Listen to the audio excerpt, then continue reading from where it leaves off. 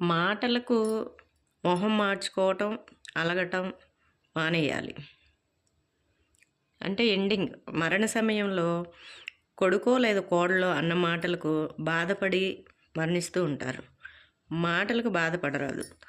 ఎవరేమన్నా హర్ట్ అయ్యేవాళ్ళు కుటుంబ సభ్యులతో సేవ చేయించుకోకూడదు.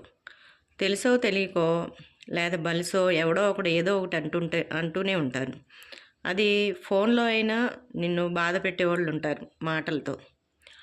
ఆ మాటల్ని నువ్వు హుందాగా తీసుకోవాలి. ఆ అన్నమాట అవునా కాదో నువ్వు చెప్పు, లేకపోతే ఎదురు ఒకటి అనగలిగిన పరిస్థితిలో ఉండాలి. అంతేగాని ఆ మాటలను తీసుకొని నువ్వు హర్ట్ అవ్వద్దు. మనుషులతో ఉండు, మనిషిని మాత్రం గంభీరంగా తీసుకోవద్దు. అంటే మాటలను గంభీరంగా తీసుకోవద్దని. ఇప్పుడు మనిషి దుర్మార్గుడు, గౌరవం ఇమ్మన్నా ఇవ్వడు, ప్రేమ ఇమ్మన్నా ఇవ్వడు. నువ్వు మాత్రం సామరస్యంగా ఉంటూ నీ పని నువ్వు చేసుకుంటే గౌరవించేవాళ్ళు గౌరవిస్తారు, ప్రేమించేవాళ్ళు ప్రేమిస్తారు, వచ్చేవాళ్ళు వస్తారు, లేకపోతే లేదు. నువ్వు నీ స్థితిలో ఉండగలగాలి. నీ గురించి వాళ్ళు ఇలా అన్నారు అని నువ్వు వినగానే అవునా అని హట్టుగా తీసుకొని అది ముభావంగా మారి మనసుకు తీసుకొని బాధపడకూడదు. అది గౌరవంగా తీసుకోవాలి. వాళ్ళంతా అలాగే అంటారు అని గుర్తించు. నువ్వు ఎన్ని చేసినా నలుగురు నిన్ను చెడు చేయటానికి ప్రయత్నం చేస్తూ ఉంటారు. మంచని ఎప్పటికీ చెప్పుకోలేరు. అలాగే కుటుంబ సభ్యులు ఒకరినొకరు అర్థం చేసుకోవాలి, కానీ ఒత్తిడి చేసుకోకూడదు.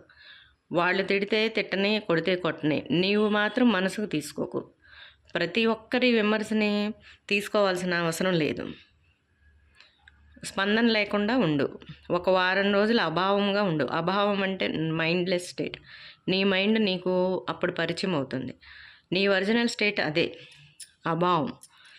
ఎవరన్నా పొగిడినా ఆ పొగడ్తలకి లొంగిపోకుండా, తిట్టినా కూడా నువ్వు అది కాదు అని తెలుసుకున్నప్పుడు స్థిమితంగా ఉండగలుగుతాం. దుఃఖాన్ని ఇవ్వద్దు, దుఃఖాన్ని తీసుకోవద్దు. అజ్ఞాన అస్తమయం అంటే అదే. ఐడెంటిటీ లేనప్పుడు, అంటే చిన్న వయసులో ఉన్నప్పుడు 1.5 yearకి తండ్రి లేదా తల్లి మరణించిన దుఃఖపడ్డరు పిల్లలు, తెలియదు కాబట్టి.